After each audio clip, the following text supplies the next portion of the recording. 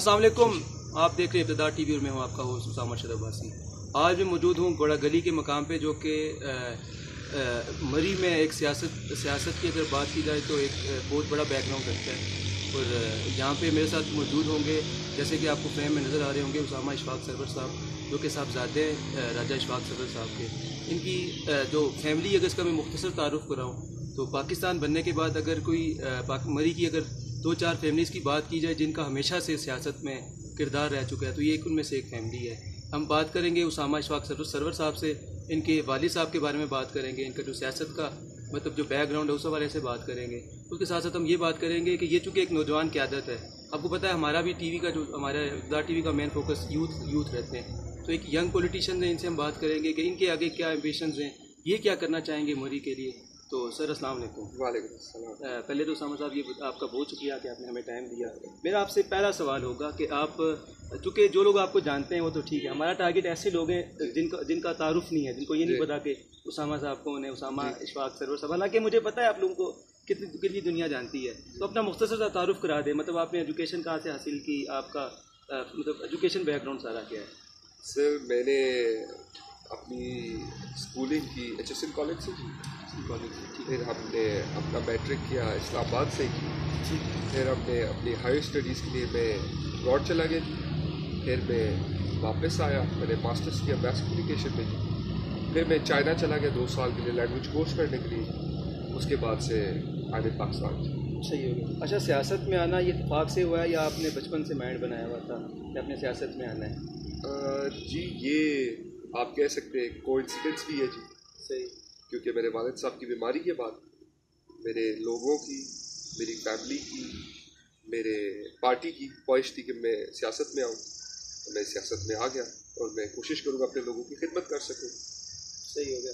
अच्छा, आपके वालिद साहब जिनका मेरे ख्याल से 30 साल से, अगर मैं गलत नहीं हूँ तो 30 साल से मतलब कहीं ना कहीं सूबाई असम्बली में उनका रोल रह चुका है जी। तो अपना मुख्तसर सा अगर अपने वालिद साहब का आप तारुफ करा दें, मतलब अपनी फैमिली का और ख़ानदान का अगर आप पूरा तारुफ करा दें तो।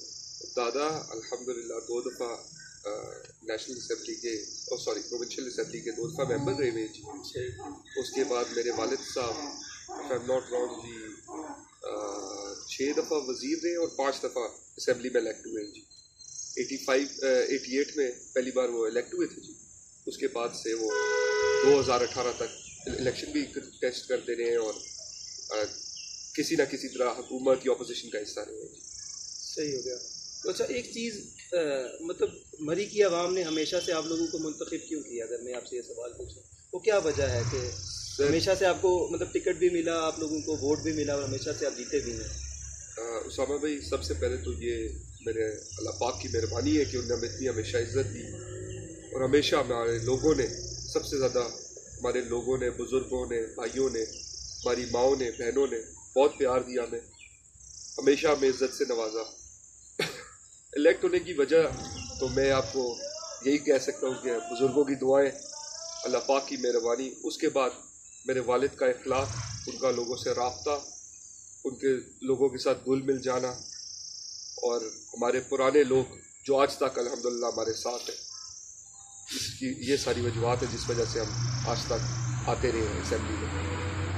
अच्छा, इसके साथ साथ आपका ज़ाहिर बात है राजा इशफाक सरवर साहब से जो एक बाकी लोगों का इंटरेक्शन डिफरेंट होता है, आप चूँकि उनके फर्जंद हैं, उनके बारे में कोई वो चीज़ बताएं जो आम बंदा नहीं जानता हो, इवन आपकी जो पार्टी के कारकुन हो या तो ऐसी वो अगर बात उनकी शख्सियत में आपने देखी हो सर, को ना पता हो। मेरे वालिद की सबसे बड़ी जो मेरा ख्याल है खसूसियत, या आप कह सकते हैं एक बहुत बड़ी उनकी कामयाबी की वजह थी कि वो तहज्जुद की नमाज़ नहीं छोड़ते थे और रोज़ सुबह मेरी दादी के साथ बैठ के कुरान मजीद पढ़ते थे, और उसके बाद जो लोगों को नहीं पता, बहुत रहमदिल इंसान थे, शायद मुँह में किसी को कुछ कह दो मगर कभी उसके साथ ज़्यादती नहीं करते थे। इस वजह से अल्लाह पाक ने उनको हमेशा कभी उनकी कमर नहीं लगने दी, अल्लाह पाक ने हमेशा उनको आगे लेके दी। सही हो गया। अच्छा, आगे का मतलब अब आपका क्या मतलब प्लान है, अगर आपसे पूछा जाए सियासी मतलब हवाले से, अब आगे क्या करना है? सर, अभी अल्हम्दुलिल्लाह मुस्लिम लीग नून मेरे कायदीन मियाँ मोहम्मद नवाज शरीफ साहब, मियाँ मोहम्मद शहबाज शरीफ साहब, मरियम नवाज शरीफ साहब, हमजा शहबाज शरीफ साहब ने मुझे इज़्ज़त दी, इस काबिल समझा, मुझे senior vice president PT division का बनाया, मुझे इतने बड़े ओहदे से नवाजा, इतनी इज्जत दी। अभी तो हम अपने सारे नौजवानों को इकट्ठा कर रहे हैं, तो मोबिलाइज़ कर रहे हैं, उनके साथ काम कर रहे हैं, राब्ते बहाल कर रहे हैं, क्योंकि हम 2 साल अपने वालिद साहब की बीमारी में बिल्कुल राब्ते से बाहर हो गए थे लोगों के, तो हम उनकी खिदमत में हाजिर थे। अब हम पूरी कोशिश कर रहे हैं कि अपने लोगों से राब्ता बहाल करें, लोगों के साथ घुले मिले, उनके साथ बैठे, उनके मसाइल सुने, उनसे बात करें, आगे अल्लाह पाक को जो मंजूर होगा इंशाल्लाह। जैसे आपने मसाइल पे बात की, अब चूँकि कहा जा रहा है कि एक तब्दीली आना था इस मुल्क में, तब्दीली आई भी है, तो यहाँ पे भी इवन तब्दीली आई है कि मतलब इक़्तिदार पहली बार शायद आपसे शिफ्ट होके MPA की सीट मतलब दूसरी तरफ गई है। तो आप मुझे ये बताएं कि मरी का आपको क्या लगता है इस हुकूमत ने क्या किया है? मेरा दिल है आप तनकीद ना करें, आप जेन्युइन बताएं कि क्या हालात थे, क्या चीज़ें चेंज होनी चाहिए थी और क्या क्या कुछ चेंज हुआ है। पहली बात, ये आप भी शायद जानते हो साहब साहब, हमारे हल्के के लोग भी जानते हैं कि हम इलेक्शन हारे नहीं। हम अल्हम्दुलिल्लाह अल्लाह पाक के करम से ना इलेक्शन हारे थे, ना अल्लाह पाक ने इस लोगों ने इतना हमारे साथ कभी ऐसा सलूक नहीं किया कि हम इलेक्शन हार जाते। नहीं तो ये हो सकता है शायद कारकर्दगी आप लोग की अच्छी ना रही हो। सर कारकर्दगी ये थी कि 32 अरब रुपये हमने लगाया था अपनी कॉन्स्टिट्यूंसी में, सारे मेजर बड़े प्रोजेक्ट्स आपके अल्हम्दुलिल्लाह हमने दिए, जिन पे आज लोग तख्तियाँ लगा के कह रहे हैं कि उनने दिए। इन चीज़ों में नहीं जाते, बेहतर है सर। देखिए अल्लाह पाक ने उनको इज्जत दी। आप बड़ी कोटली सत्तियाँ, कहूटा इवेंट, कलर, आप एक सहाफ़ी है, आप हमारे ज़्यादा लोगों से रब्ता होगा, आप फिरे लोगों में बैठे, आपको खुद उनका पता लग जाएगा कि वो किस हद तक कितना काम कर रहे हैं या कितना लोगों से उनका रब्ता है। देखिए उन्होंने तो कोसार यूनिवर्सिटी बना दी है रिसेंटली, सर अपडेट आई है, डिग्री कॉलेज और मुझे नहीं पता बाकी सर। देखिए मैं कोसार यूनिवर्सिटी एक बहुत बड़ा इनिशिएटिव था, बहुत अच्छा इनिशिएटिव था। तो ये तो शायद आपकी गवर्नमेंट ने स्टार्ट, जी सर, ये हर हुकूमत में कोशिश होता रहा, हमने काफ़ी हद तक कर लिया। इसमें हमें बहुत बड़ा एक ग्लिच फेस करना पड़ा, ये जी कि लोग आप पता है ज़मीन के ऊपर स्टे ले लेते काफ़ी ज़्यादा, मगर ये बहुत बड़ी, मैं इसके ख़िलाफ़ एहतजाज भी लोगों के साथ मिलकर करूँगा, उनके साथ खड़ा रहूँगा।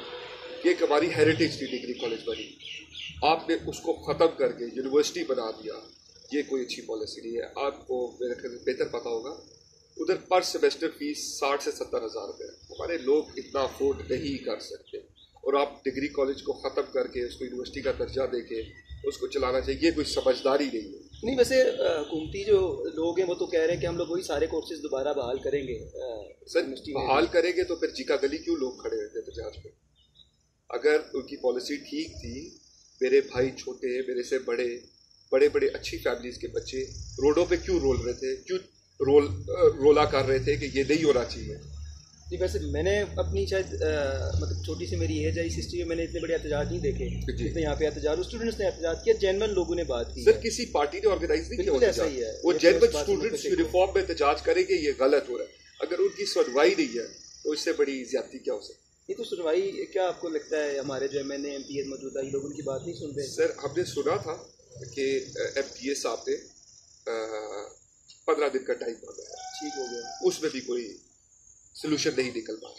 क्योंकि कल मेरे से रब्ता हुआ काफ़ी ज़्यादा बच्चों का, वो बहुत ज़्यादा परेशान भी थे और वो इस चीज़ को बड़ा सीरियसली टेकअप करना चाह रहे हैं।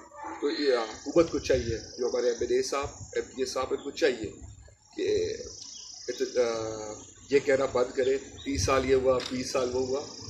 प्लीज़ लोगों की सुनवाई होनी चाहिए, उनकी सुने जाके, ये हमारा मुस्तकबिल है, ये बच्चे हमारा मुस्तकबिल करेंगे। देखिए तो सारी यूनिवर्सिटी हर बंदा चाह रहा है कि होनी भी चाहिए, अब साथ डिग्री कॉलेज भी होना चाहिए, मतलब ये भी मेरे ख्याल से आराम बंदा यही बात करेगा। तो आप इन हालात में आप क्या मतलब सर देखिए, अगर ये कहते हैं कि हम यूनिवर्सिटी बना सकते हैं, हम हॉस्पिटल बना सकते हैं, हम हर चीज़ कर सकते हैं, फिर आप यूनिवर्सिटी बनाएं। आप डिग्री कॉलेज अगर बनाई है तो फिर क्यों आपको एतराज़ है? सर आप हम समझदार आदमी, मैंने आपको एक बड़ी ईजी सी बात है, आपने तो खड़े जो भी साहब थे उन्होंने कहा आप नई यूनिवर्सिटी बना रहे, तो फिर यूनिवर्सिटी किधर गई? आपने उसी जगह को डिग्री कॉलेज को कन्वर्ट कर दिया यूनिवर्सिटी में, ये कौन सी समझदारी है? आप लोग खड़े होकर कहा कि हम 2 साल में आपको यूनिवर्सिटी दे रहे हैं, साल में यूनिवर्सिटी दे रहे हैं, यूनिवर्सिटी किधर गई? हमने तो आपको लैंड दी, पैसे दिए, रिवॉर्ड जो हुए सब कुछ दिया, आपने क्या किया? आपने उसी डिग्री कॉलेज को उठा के यूनिवर्सिटी में तब्दील कर दिया। ठीक हो गया, मतलब जो तब्दीली मुल्क में अवाम ने देखी है मरी में भी वही है, बराए नाम ही रही है सर। कोई चीज़ तब्दील नहीं हुई। सर मैंने आपको बताया, आप बशऊर लोग हैं, आपका हमसे ज़्यादा लोगों से रब्ता है।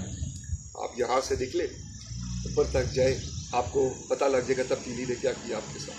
अब आप इस हाल मतलब क्या आप हाल बताएंगे? अब चूँकि सारी यूनिवर्सिटी बन भी चुकी है, कानूनी तौर पे डिग्री कॉलेज ख़त्म भी हो चुका है, अब प्रैक्टिकल क्या आप मशवरा देंगे? मतलब मैं चाह रहा हूँ आप वो बातें बताएं जो मतलब पॉसिबल है या जिन पे काम किया जा सकता है। डिग्री कॉलेज सबसे पहले बहाल करें, ठीक है। अगर आपने यूनिवर्सिटी बनानी है फिर जाए हुकूमत से, इमरान खान साहब से, बुजदार साहब से फंड लेके यूनिवर्सिटी बनाए थे, मतलब अलग बिल्डिंग हो, अलग बिल्डिंग हो, बड़ा कैंपस हो, कुछ छोटा कैंपस हो, मगर एक कैंपस हो।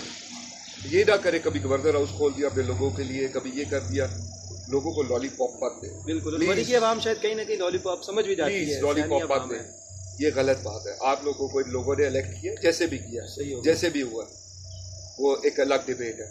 आपको अगर लोगों का मैंडेट मिल गया है तो प्लीज उसके ऊपर पूरा उतरे, लोगों की सुनवाई करें, लोगों की सुने, ये मुकाबले ना करें, लोगों की सुने, क्योंकि हम सब ने अल्लाह को जान दे दी है। ठीक है सर, मरी के कोई 2-4 ऐसे मसले मसाइल जो आपको लगता है बेहतर होने चाहिए या जिन पे काम किया जा सकता है? मौजूदा गवर्नमेंट ने तो मेरे ख्याल से, ये आप बेहतर जानते होंगे, काम किया नहीं किया, मैं इस पर कमेंट नहीं करना चाह रहा। सर हमारा सबसे बड़ा 2 मसले हैं, एक इंफ्रास्ट्रक्चर का मसला होता है और दूसरा पानी का, जो सबसे बड़े 2 मेजर मसले, और तीसरा हमारा मेडिकल का इशू है, जिसपे सारे कोशिश कर रहे हैं, मौजूदा हुकूमत भी कोशिश कर रही होगी। ये 3 मेरे मुताबिक ज़्यादा बड़े इशूज़ हैं। आपका इंफ्रास्ट्रक्चर होगा तो आपकी एजुकेशन भी होगी, आपका पानी का मसला होगा तो आपके घर में रोटी भी होगी और मसला कोई नहीं होगा। और मेडिकल सबसे बड़ा इशू है। आप यहाँ से काफ़ी लोग देखते हैं पिंडी जाते हैं, प्लीज़ उस पर तो कहते हैं मशहूर है कि यहाँ पे हॉस्पिटल में आप चले जाएं, कहते हैं इसी पिंडी खड़ो इसमें इलाज नहीं करना। सर ये चीज़ हम अभी तक क्यों सुन रहे हैं? आपको क्या लगता है अभी तक यहाँ पे हॉस्पिटल हमने वो चीज़ें क्यों नहीं दे सके यहाँ पे अपने आवाम को, अपने लोगों को? देखिए हमारा वसाइल का भी बड़ा इशू होता है, हमारा वसाइल का भी बहुत बड़ा इशू होता है। आई टोटली अंडरस्टैंड, मगर आप तो हम लोग तो चले आप लोगों के बकौल, ये जो जनाब हुकूमत में इन लोगों के बकौल हमने तो कुछ नहीं किया, हमने कुछ नहीं किया, तब भी आप हमारी जाके इंफ्रास्ट्रक्चर की चीज़ों पे अपने प्लेटें लगा के खुश होते हैं। लोग आपसे इकट्ठे नहीं होते, आप जाते हैं, आप पे क्रिटिसिज्म होता है। तो मेरा ख्याल है इनको इस चीज़ को लुक फॉरवर्ड करना चाहिए। अगर आगे ये कंटेस्ट करना चाहते हैं इलेक्शन, अगर नहीं करना चाहते वो उनकी अलग मर्जी है। अच्छा, आपका आगे सियासत में आप खुद को कहाँ देख रहे हैं? आपसे कि 5-6 साल बाद आप क्या करना चाह रहे हैं समाज के लिए? सर देखिए, आपके क्या एम्बिशन है? क्योंकि आपके वालिद साहब का मुझे पता है उनका एक रोल रहा है और उन्होंने अपनी तरफ से हमेशा कुछ ना कुछ बेहतर करने की कोशिश की होगी और किए भी है काफ़ी कुछ। आप क्या चाहते हैं? सर देखिए, मेरे लोगों की बहुत उम्मीदें हैं मेरे से, मैं इस बात को समझ सकता हूँ। हमारे इलाके में एक मशहूर है चीज़ के उसामा में मैं इशवाक नजर आता हूँ। ये बहुत बड़ी बात है, ये लोगों का प्यार है सर, ये लोगों की इज्जत है।